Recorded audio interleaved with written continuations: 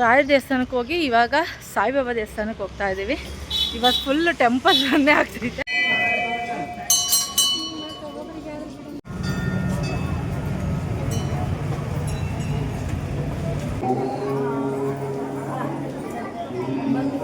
ನಮಸ್ಕಾರ ಎಲ್ಲರಿಗೂ, welcome back to my YouTube channel. ಇವತ್ತು ಬೆಳಗ್ಗೆಯಿಂದನೇ ವ್ಲಾಗ್ ಸ್ಟಾರ್ಟ್ ಮಾಡ್ತಾ ಇದ್ದೀನಿ. ನಮ್ಮನೆ ಹತ್ರ ಏನು ಮಾಡ್ತಾರೆ ಅಂದರೆ 4 ದಿನಕ್ಕೊಂದ್ಸರಿ 5 ದಿನಕ್ಕೊಂದ್ಸತಿ ನೀರು ಬಿಡ್ತಾರೆ. ಸೊ ಇವತ್ತು ಬೆಳಗ್ಗೆ 7 ಗಂಟೆಗೆ ನೀರು ಬಿಟ್ಟಿದ್ರು. ಸೊ ನೀರೆಲ್ಲ ಹಿಡಿದು ಅದಾದಮೇಲೆ ಸ್ನಾನ ಮಾಡಿಕೊಂಡು ದೇವ್ರ ಪೂಜೆ ಸಾಮಾನೆಲ್ಲ ತೊಳ್ಕೊಂಡು ಫಸ್ಟ್ ಅದಕ್ಕೂ ಮುಂಚೆ ಮಕ್ಕಳಿಗೆ ಇವತ್ತು ಲಂಚ್ ಬಾಕ್ಸಿಗೆ ರೆಡಿ ಮಾಡಿ ಅವರನ್ನು ಕಳಿಸಿ ನಾನು ಅದಾದಮೇಲೆ ಪೂಜೆ ಸ್ಟಾರ್ಟ್ ಮಾಡೋಣ. ಏಕೆಂದರೆ ಪೂಜೆ ಮಾಡುವಾಗ ಹಗ್ಲೆಲ್ಲ ಎದ್ದು ಬಂದು ಮಕ್ಕಳಿಗೆ ರೆಡಿ ಮಾಡಿ ಅವ್ರನ್ನ ಕಳ್ಸೋಕ್ಕಾಗಲ್ಲ. ಸೊ ಹಾಗಾಗಿ ನಾನು ಫಸ್ಟು ಮಕ್ಕಳನ್ನ ಸ್ಕೂಲಿಗೆ ಕಳಿಸಿ ಅದಾದಮೇಲೆ ನೆಮ್ಮದಿಯಿಂದ ಕೂತ್ಕೊಂಡು ನಾನು ಪೂಜೆ ಮಾಡಬೇಕು. ಏಕೆಂದರೆ ಇವತ್ತು ಗುರುವಾರ ಏಕಾದಶಿ ಇರೋ ಕಾರಣ ನಾನು ಇನ್ಸ್ಟಾಗ್ರಾಮಲ್ಲಿ ನೋಡ್ದ ಹಾಗೆ ಗುರು ಪುಷ್ಯಾಮೃತ ಯೋಗ ಇದು ತುಂಬ ಪವರ್ಫುಲ್ ಏಕಾದಶಿ ಅಂತ ಕೇಳಿದ್ದೆ. ಸೊ ಅದನ್ನು ನಾನು ನನ್ನಿಂದ ಆದಷ್ಟು ನಾನು ಫಾಲೋ ಮಾಡಲೇಬೇಕು ಅಂತೇಳಿ ಈ ಗುರುವಾರ ಫಸ್ಟ್ ಒಂದನೇ ನೀರು ಕುಡಿಲಿದ್ದಂಗೆ ಫಸ್ಟ್ ದೇವ್ರ ಪೂಜೆ ಸಾಮಾನೆಲ್ಲ ತೊಳ್ಕೊಂಡು ಒಯ್ದು ದೇವ್ರ ಮನೇಲಿ ಇಟ್ಟು ಅದಾದಮೇಲೆ ನಾನು ತಿಂಡಿಗೆ ರೆಡಿ ಮಾಡಿದೆ. ಇವತ್ತು ತಿಂಡಿಗೆ ಫ್ರೈಡ್ ರೈಸ್ ಮಾಡಿ ಕಳ್ಸೋಣ ಮಕ್ಕಳಿಗೆ ಅಂತಂದು ಎಲ್ಲ ತರಕಾರಿನ ಹೆಚ್ಕೊಂಡು ಇವತ್ತು ಫ್ರೈಡ್ ರೈಸ್ ಮಾಡ್ತಾಯಿದ್ದೀನಿ. ನನ್ನ ಯೂಟ್ಯೂಬ್ ಚಾನಲಲ್ಲಿ ಆಲ್ರೆಡಿ ಫ್ರೈಡ್ ರೈಸ್ ಮಾಡಿರೋದು ಇದೆ. ದಯವಿಟ್ಟು ಹೋಗಿ ಆ ಫ್ರೈಡ್ ರೈಸ್ ಮಾಡಿರೋ ವಿಡಿಯೋನ ನೋಡಿ ಸಪೋರ್ಟ್ ಮಾಡಿ.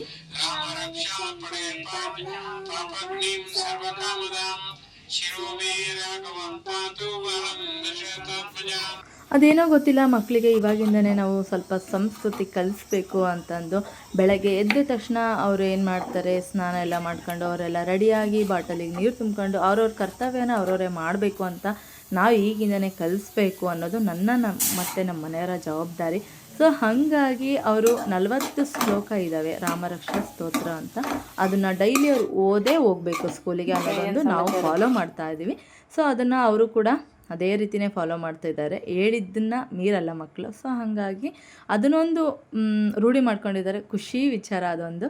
ಸೊ ನೀವು ನಿಮ್ಮ ಮಕ್ಕಳಿಗೆ ಇದೇ ರೀತಿ ಯಾವುದಾದ್ರೂ ಒಂದು ಹನುಮಾನ್ ಚಾಲೀಸ ಇಲ್ಲಿ ಯಾವುದಾದ್ರೂ ಒಂದು ಮಕ್ಕಳಿಗೆ ಹೇಳಿ ಸ್ಕೂಲಿಗೆ ಹೋಗೋ ರೂಢಿನ ನೀವು ಡೈಲಿ ಅದನ್ನು ಫಾಲೋ ಮಾಡಿ. ಬಾಯ್ ಚಂದ, ಬಾಯ್ ಬಾಯ್ ಬಾಯ್. ನಡಿ ಬರ ನಡಿ. ಹಂಗೆ ಕರ್ಕೊಂಡು ಹೋಗ್ಬಿಡಿ, ಹಂಗಾರೆ ದಿನ ಉಲ್ಟನೇ ಹಾಕೊಂಡು ಹೋಗೋದ ಅರ್ಪ. ಅಯ್ಯೋ ನೀನೇ ನೋಡಿಲ್ಲ. ಬಾಯ್ ಚೆನ್ನಾಗ್ತ. ಬಾಯ್ ಬಾಯ್ ಬಾಯ್.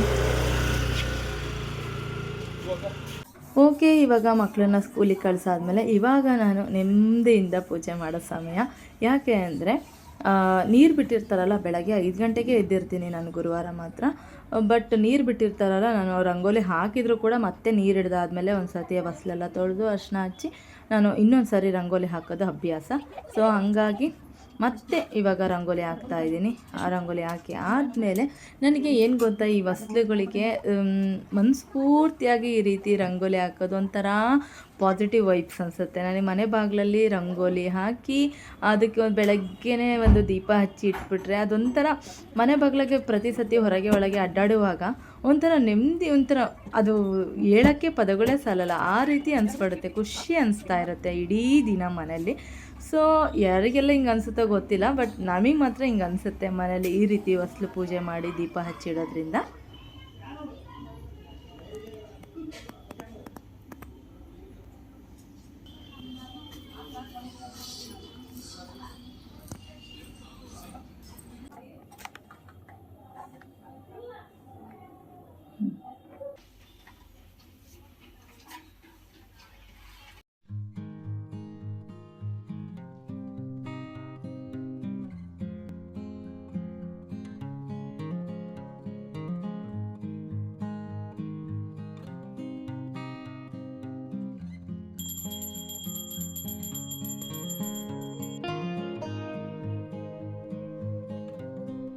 ಪೂಜೆ ಎಲ್ಲ ಮಾಡಿ ಇವಾಗ ರಾಯರ ದೇವಸ್ಥಾನಕ್ಕೆ ಹೋಗಿ ಬರೋಣ ಅಂತ ಹೊರಟಿದ್ದೀವಿ.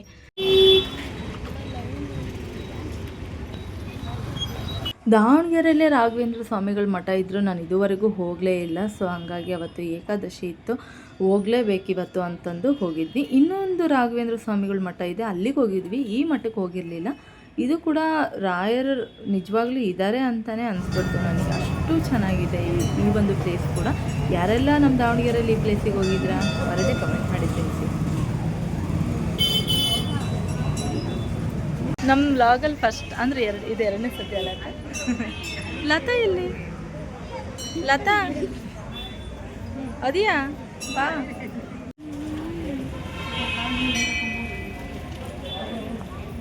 ಫಸ್ಟ್ ಟೈಮ್ ನಾನು ರಾಘವೇಂದ್ರ ಸ್ವಾಮಿ ಮಠಕ್ಕೆ ಹೋಗ್ತಿದ್ದೆ ಇವಾಗ.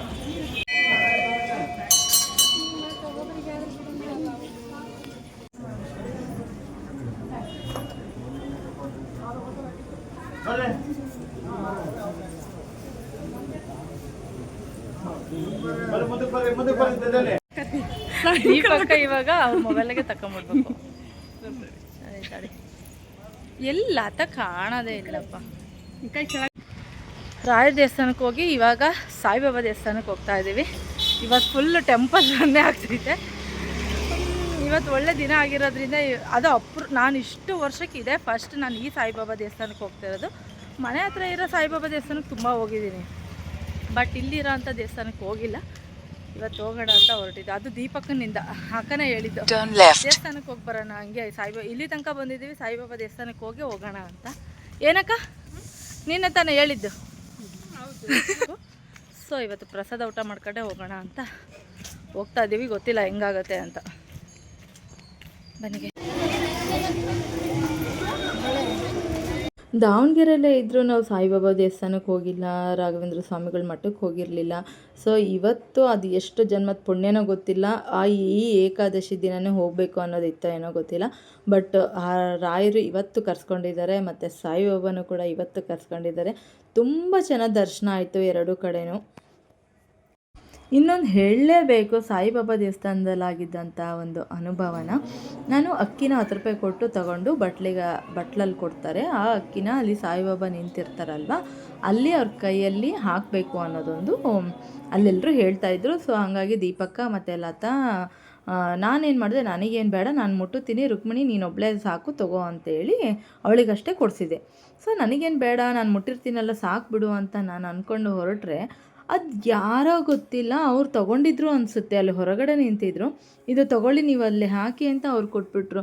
ನಿಜ ಆ ಕ್ಷಣ ನನ್ನ ಕಣ್ಣು ತುಂಬ ಬಂದುಬಿಡ್ತು. ಅಂದರೆ ದೇವ್ರು ನಿಜವಾಗ್ಲೂ ಇದ್ದಾರಲ್ಲ, ಭಕ್ತರು ನಮ್ಮ ಮನಸ್ಫೂರ್ತಿಯಾಗಿ ಬೇಡ್ಕೊಂಡಿದ್ದು ಭಗವಂತ ಕೇಳಿಸ್ಕೊತಾನೆ ದೇವ್ರು ಇದ್ದಾರೆ ಅನ್ನೋದಕ್ಕೆ ಇದೇ ಒಂದು ದೊಡ್ಡ ಸಾಕ್ಷಿ ಅಂತ ನನಗೆ ನಿಜವಾಗ್ಲೂ ಖುಷಿ ಆಗೋಯ್ತು. ಅಕ್ಕಿನ ದೇವರಿಗೆ ಅರ್ಪಿಸಿ ಅಲ್ಲಿಂದ ನಾವು ದರ್ಶನ ಮಾಡಿಕೊಂಡು ಅಲ್ಲಿಂದ ಹೊರಟ್ವಿ.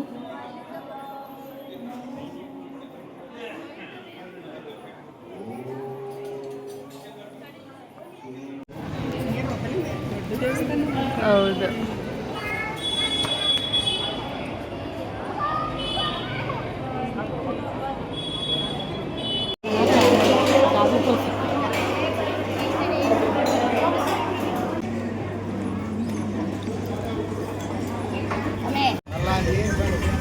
ಪ್ರಸಾದ ಊಟ ಮಾಡ್ಕೊಂಡು ಹೊರಟಿದ್ದೀವಿ ಇವಾಗ.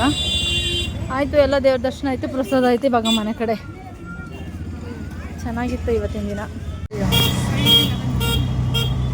ಎಲ್ಲಮ್ಮ ಬಾರ ಮಂಚರು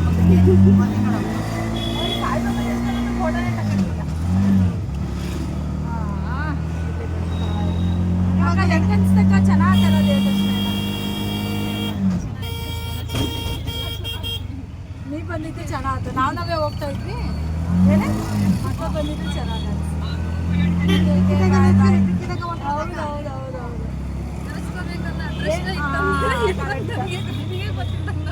ಹೌದು, ಅಂದರೆ ಏನು ಗೊತ್ತಾಗ ಹೋಗ್ಬೇಕಂತ ಹೋಗ್ಬಾರ್ದು, ಆಕಸ್ಮಿಕವಾಗಿ ಹೋದ್ರೆ ಎಲ್ಲದೂ ಚೆನ್ನಾಗಿ